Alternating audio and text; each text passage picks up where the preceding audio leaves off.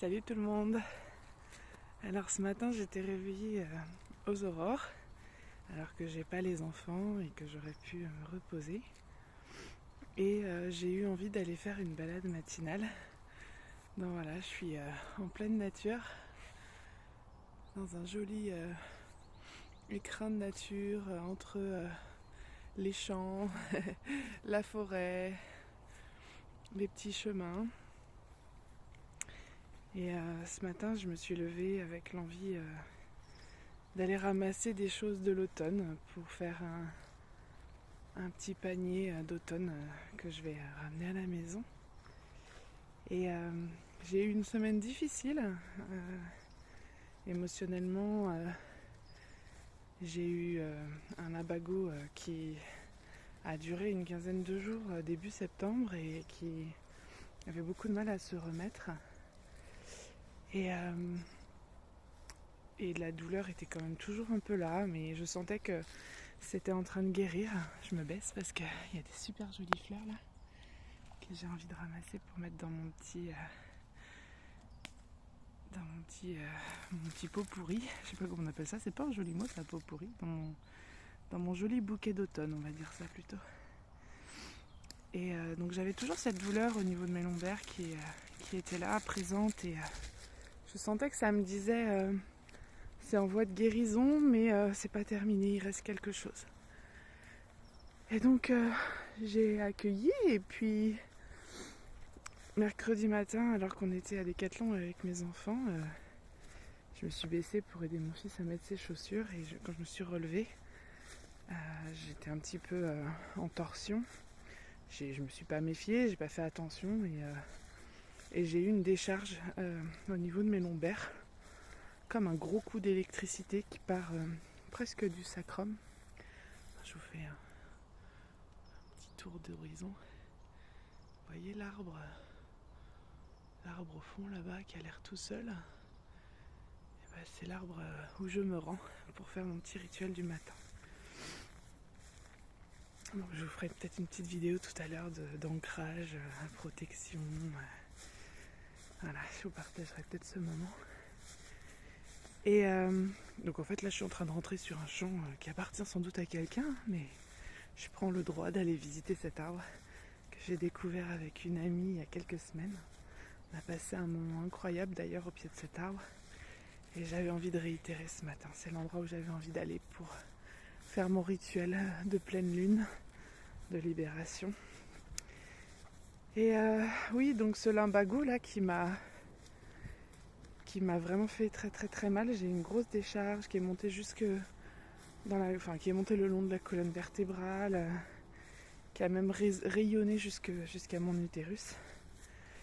Et j'ai vraiment senti que c'était... j'ai eu tellement mal, j'ai cru que j'allais tomber dans les pommes.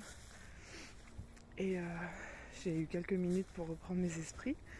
Je me suis assise à côté de mon fils et puis je lui ai dit « Maman, c'est fait mal au dos, il va falloir qu'on y aille ». Donc heureusement, on avait fini de faire nos courses. Et mon grand m'a aidé à marcher jusqu'à la voiture. Et il m'a aidé à rentrer dans la voiture, et puis on s'est mis en route pour rentrer à la maison. Et j'ai été mal évidemment toute l'après-midi. Je me suis posée sur mon canapé, j'ai mis des huiles essentielles, une bouillotte, un peu tardivement d'ailleurs, je ne l'ai pas fait tout de suite. Parce que le temps que je réagisse à me dire mais qu'est-ce que je peux faire, j'étais tellement dans ma douleur. Puis j'ai eu ma nièce qui me dit mais t'as mis du chaud. Je dis bah j'y ai même pas pensé. Donc voilà, j'ai dit allez, il faut quand même que je m'occupe de moi. Oh là là, c'est tellement trempé par terre, j'ai les chaussures trempées. C'est pas grave, le froid c'est vivifiant il paraît. Parce qu'il fait pas très chaud là, il doit faire entre 9 et 10 degrés. J'ai eu la chance de voir le soleil se lever. Alors pas tout de suite à l'horizon parce que c'était un peu brumeux. Mais vers 8h là je l'ai vu sortir de derrière les nuages et monter tranquillement. C'était chouette, j'ai pu faire mon rituel d'ancrage et d'alignement face à lui, toute seule dans la nature là, c'était trop bien.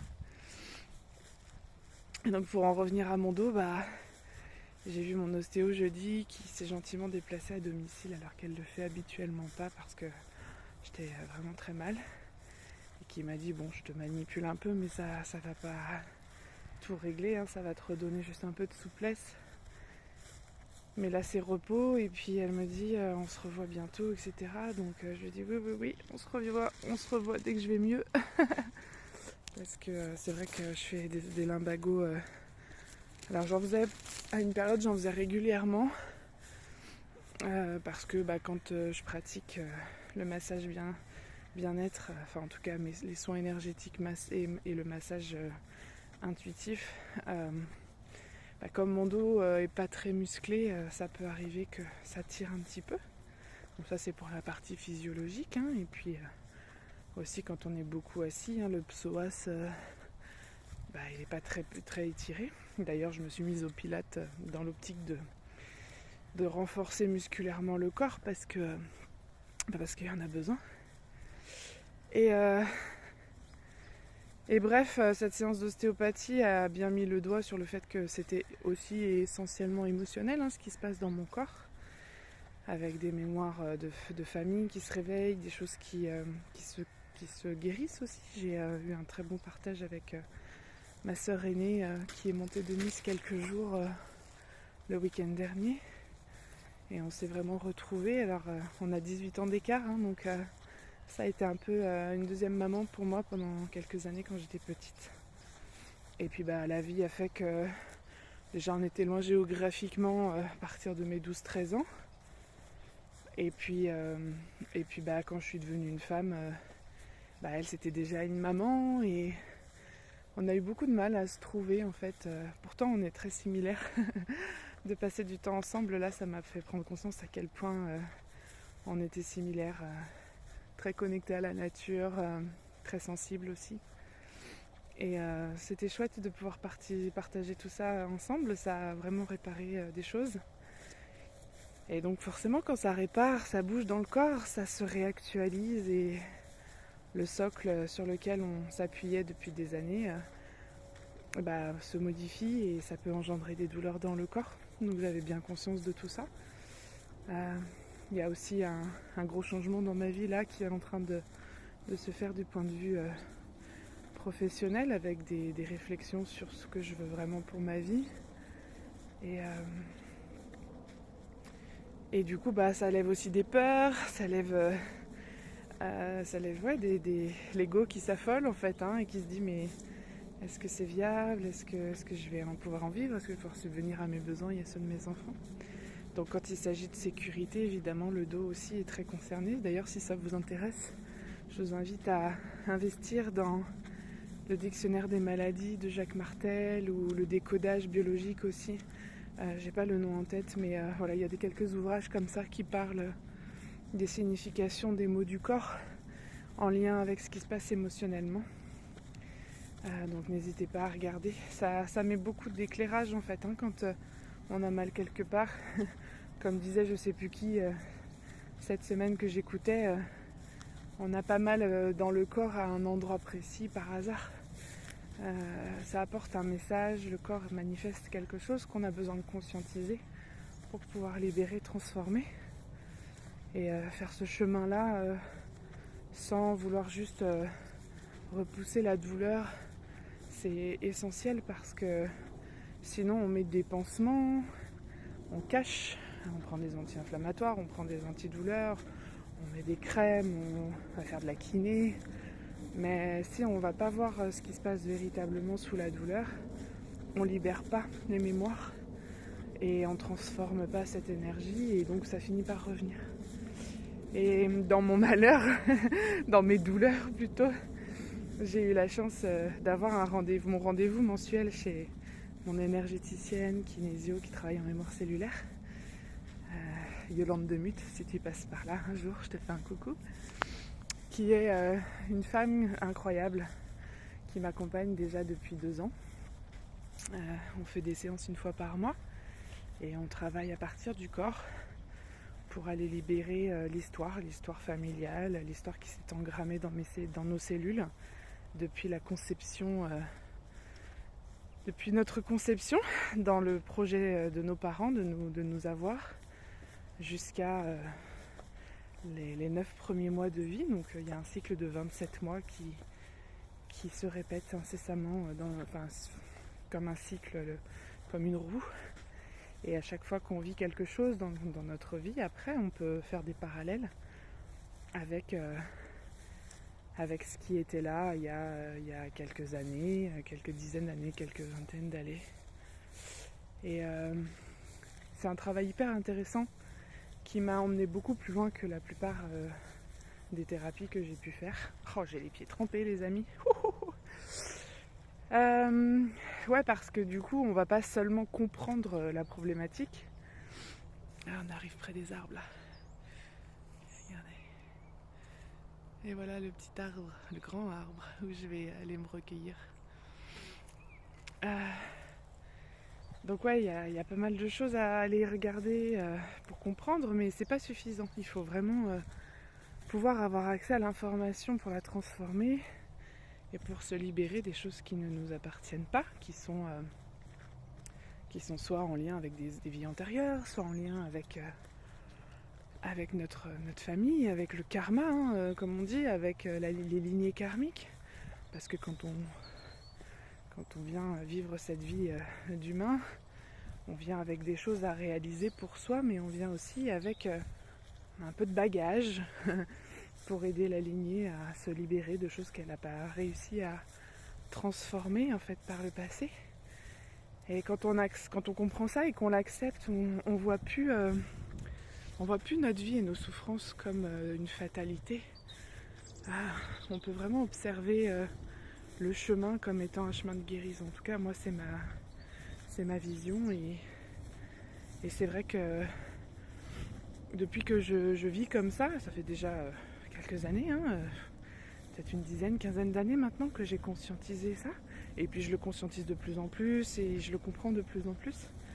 Je vis plus les épreuves de la vie de la même manière. Alors évidemment, je vous dis pas que quand je suis dans la souffrance physique, je suis pas comme tout le monde à me morfondre sur moi-même et à me dire aïe aïe aïe j'ai mal et j'en ai marre d'avoir mal. Évidemment, je suis humaine comme chacun d'entre nous.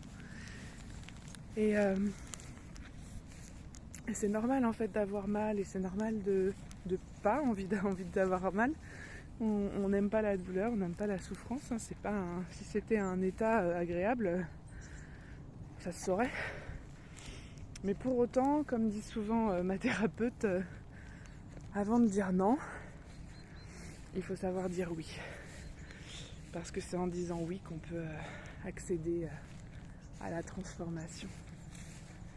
Alors ça y est, j'arrive près de mon arbre.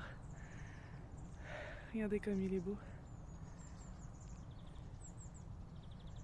C'est un noyer walnut. C'est un des arbres répertoriés par le docteur Bach avec une vibration particulière. Le noyer, c'est la protection, c'est l'ancrage aussi. Voilà, donc je vais aller lui dire bonjour et puis m'installer à son pied pour faire mon rituel. Enfin, en tout cas, voilà, cette semaine a été difficile, émotionnellement, physiquement, et hier avec ma thérapeute, on a conscientisé une mémoire familiale du côté de la lignée de ma mère, avec des femmes qui ont été asservies, manipulées,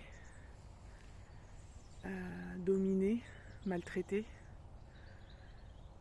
Et qui ont perdu leur liberté, leur pouvoir. Et moi dans ma vie aujourd'hui, je suis en train de reprendre mon pouvoir, je suis en train de reprendre ma place, je suis en train de reprendre mon autorité. Et forcément du coup ça vient bouger, ça vient bouger en profondeur et mes lombaires me le font savoir. Elles me disent oulala, qu'est-ce qui se passe? Mais c'est pour du mieux en fait, parce que il est temps que les femmes reprennent leur pouvoir créateur, qu'elles se remettent à leur juste place, qu'elles disent non à la maltraitance, à la dominance, et qu'elles transforment cette énergie. Parce qu'il ne s'agit pas de dire non dans la colère, dans la rancœur et dans le rejet.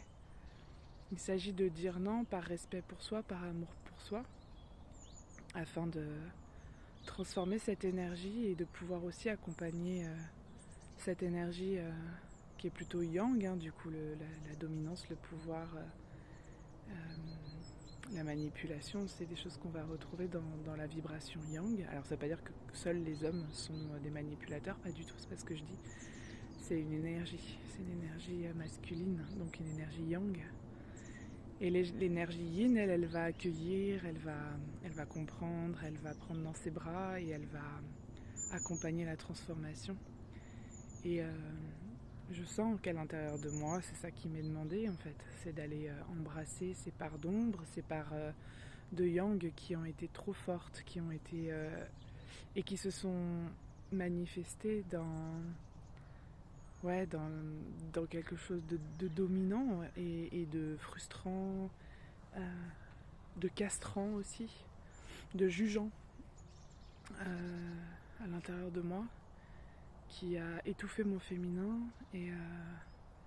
Et aujourd'hui, mon féminin veut reprendre sa juste place, se rééquilibrer avec ce yang dont j'ai besoin, parce que ce yang, c'est aussi cette force de créativité. Alors, pas la créativité en tant que telle, puisqu'elle est plutôt associée au yin, mais c'est cette force de mouvement, en fait, de mise en mouvement, de produire, d'aller de l'avant. C'est cette énergie de feu là qui pousse, et elle est essentielle pour vivre, elle est essentielle, on ne peut pas s'en passer. Mais quand c'est équilibré, là on peut vraiment espérer utiliser ces deux énergies à bon escient. Si c'est pas équilibré, j'ai le soleil juste derrière là, regardez comme il est beau. Il commence à réchauffer là, c'est agréable. Et donc ouais, en tout cas moi j'ai entamé ce chemin en conscience au mois de juin, en disant voilà, j'ai compris que ce qui dysfonctionne encore dans ma vie, malgré toutes ces années d'accompagnement et de guérison et de compréhension, c'est que j'ai traité une grande partie de mon histoire dans l'énergie yin, en oubliant d'aller regarder ce qui se passe du côté du yang. Et je refusais d'y aller, et puis j'ai décidé que ça suffisait. Et qu'il allait vraiment falloir traiter aussi cette partie-là, et donc évidemment tout ça, ça se met en place pour moi. Le parcours est long, fastidieux, dans le sens où il y a vraiment besoin d'aller déterrer des croyances profondes et des fonctionnements, des schémas répétitifs. Mais encore une fois, c'est pas juste les déterrer pour les regarder et puis dire ah t'as vu, tu fonctionnes comme ci, comme ça, t'es vraiment nul. Non. C'est aller les déterrer pour les embrasser, pour les observer et pour les comprendre, mais aussi pour leur dire que en fait ces schémas-là ils sont plus d'actualité, qui correspondent plus à l'énergie du moment, et que je peux m'en libérer, que je peux les transformer pour retrouver un juste équilibre en fait. En tout cas, c'est tout le chemin que j'ai décidé d'entreprendre, et forcément dans ce chemin ça veut dire aussi dire stop à ce qui n'est plus juste pour moi, et me positionner en tant que souveraine de ma propre vie. Alors quand je dis ça, ça peut faire un peu égotique évidemment, mais en réalité la seule responsabilité que nous avons, c'est de vivre notre vie, de faire des choix et d'assumer les conséquences de nos choix. Et j'ai envie de dire pour le meilleur pour nous et pour les autres. C'est de vivre conscient que nous sommes le maillon d'une chaîne infinie par laquelle nous sommes tous reliés, et que tout ce que nous faisons à titre individuel pour s'expanser, pour briller et allumer la lumière intérieure, c'est un chemin que nous faisons ensemble et qui va impacter l'ensemble de la chaîne, pas uniquement ce petit maillon que nous sommes. Et j'ai pris cette décision de faire ce chemin pour moi, pour mes enfants, pour ma lignée, mais à plus grande échelle, pour pouvoir impacter le monde à ma manière, pas depuis l'ego qui aimerait avoir un rôle, comprendre, décider, mais depuis le cœur et en faisant confiance à la vie et en laissant le flot de la vie se dérouler. Et j'observe que c'est pas facile, j'observe que mon mental se bloque souvent. J'observe que dès que je veux reprendre le contrôle, ça dysfonctionne, et que quand je laisse la vie s'écouler, il se passe des choses magnifiques. Et voilà, c'est ça que j'avais envie de vous partager ce matin. Mon dos va mieux. Alors j'ai mal toujours, j'ai des douleurs au niveau des muscles. Je sens que le sacrum est encore fragile. Mais mon médecin m'a dit, lorsqu'on a un lumbago, il faut aller marcher, il faut bouger, il ne faut pas rester allongé. Donc je me suis dit, allez, je me sens suffisamment bien ce matin pour aller marcher. J'ai marché à mon rythme, j'ai fait des pauses, j'ai ramassé des petites choses sur le chemin. Et je me sens bien et je suis contente d'être dans ce lieu-là paisible. Je vais pouvoir me poser un peu en méditation et peut-être je vous ferai une deuxième vidéo que je vous mettrai sur la chaîne aussi dans la section des outils du thérapeute si j'arrive à caler mon téléphone pour pouvoir faire l'exercice. Voilà, en tout cas, je vous souhaite une très belle journée. J'espère que ce partage résonnera avec vos cœurs. Prenez soin de vous, prenez soin de votre corps, remerciez votre corps, parce qu'il est le véhicule qui vous permet d'expérimenter cette vie.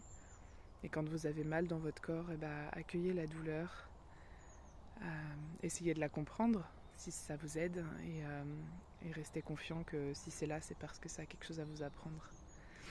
Je vous aime.